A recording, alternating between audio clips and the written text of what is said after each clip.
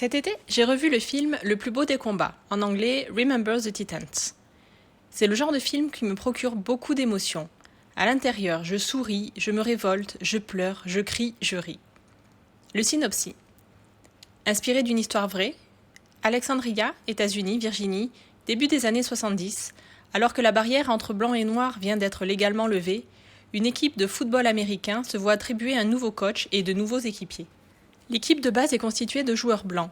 Le nouveau coach ainsi que les nouveaux joueurs sont noirs. Malgré la barrière levée, le changement, aussi bénéfique soit-il, n'est pas accepté par tout le monde. Les débuts sont très difficiles entre les joueurs.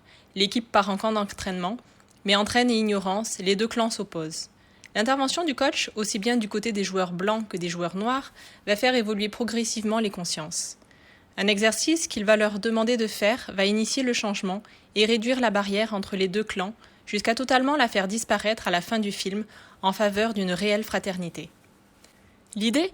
Chaque membre d'un clan doit apprendre à connaître un membre de l'autre clan. C'est sur ce sujet que je voudrais m'attarder un peu. Vers qui allons-nous naturellement ? Lorsque vous êtes au milieu d'un groupe d'inconnus, vers qui avez-vous envie d'aller en premier lieu ? La plupart d'entre nous ira vers celui qui lui ressemble le plus. Pas uniquement par rapport à la couleur de peau, mais généralement physiquement. Inconsciemment, il représente la sécurité, le confort, le connu. A contrario, celui qui est différent créera en nous une certaine réticence, car il représente l'inconnu, quelque chose que l'on ne connaît pas, que l'on ne maîtrise pas, et c'est bien cela qui nous fait peur. Et que se passerait-il si vous vous retrouviez au milieu d'un groupe où aucune des personnes ne semble avoir de point commun avec vous ? Resteriez-vous seul ? Iriez-vous parler à l'un d'eux ? Ou vous échapperiez-vous ? Introspection et ouverture. Prenez conscience de ce qui vous empêcherait d'aller vers une des personnes qui vous semblent différentes, et voyez-la sous un angle nouveau. Forcez-vous à trouver quelque chose que vous pourriez avoir en commun, même si ce n'est qu'une hypothèse pour le moment.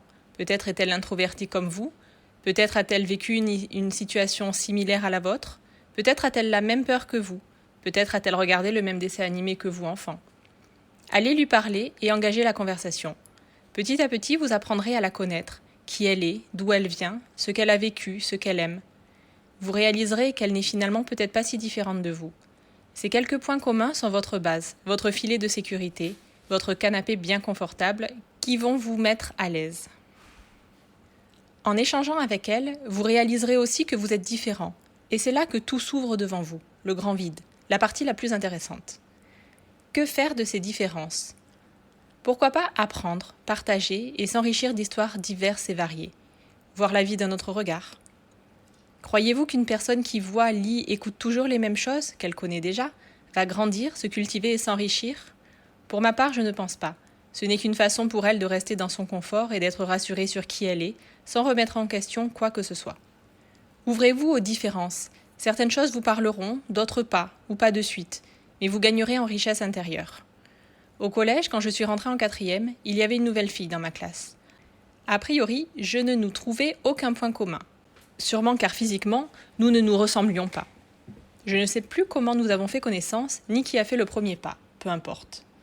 En apprenant à la connaître, nous avions bien plus de points communs que je ne le pensais, ce qui nous a fait vivre une amitié très forte, agrémentée de grands moments de fou rire. Quant à nos différences, elles m'ont enrichi. Elles m'ont, entre autres, permis de découvrir d'autres styles de musique et d'en apprécier certaines. Elles m'ont aussi permis de m'ouvrir un peu plus aux autres, de libérer une part de ma timidité. J'ai appris que certaines personnes pouvaient afficher un grand sourire et garder en eux des moments douloureux. Et j'ai compris qu'il ne fallait pas s'identifier à autrui, ni à un groupe, car chacun de nous est unique et apporte quelque chose de différent. Il n'y a pas de moule dans lequel nous sommes figés, il n'y a pas de clan, il n'y a pas de barrière que nous ne pouvons franchir. Si vous tentez l'expérience d'aller vers une personne qui ne vous ressemble a priori pas, quelle que soit cette différence, et qui finalement le courant ne passe pas, ce n'est pas grave. Parfois, même avec beaucoup de points communs, certaines personnes ne sont tout simplement pas faites pour s'entendre. Et tant qu'il y a du respect, ce n'est pas un problème.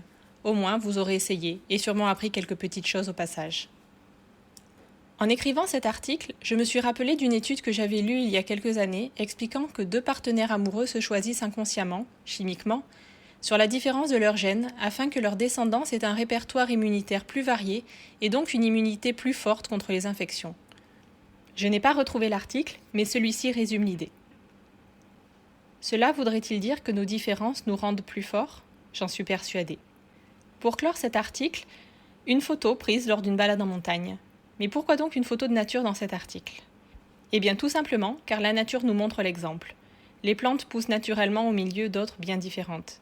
C'est le concept que reprend la permaculture en étudiant ce qui existe à l'état naturel. Une grande variété d'espèces vivant en communauté enrichit la population et contribue au bon développement de chacun. Alors si la nature le fait, pourquoi l'être humain ne le pourrait-il pas ?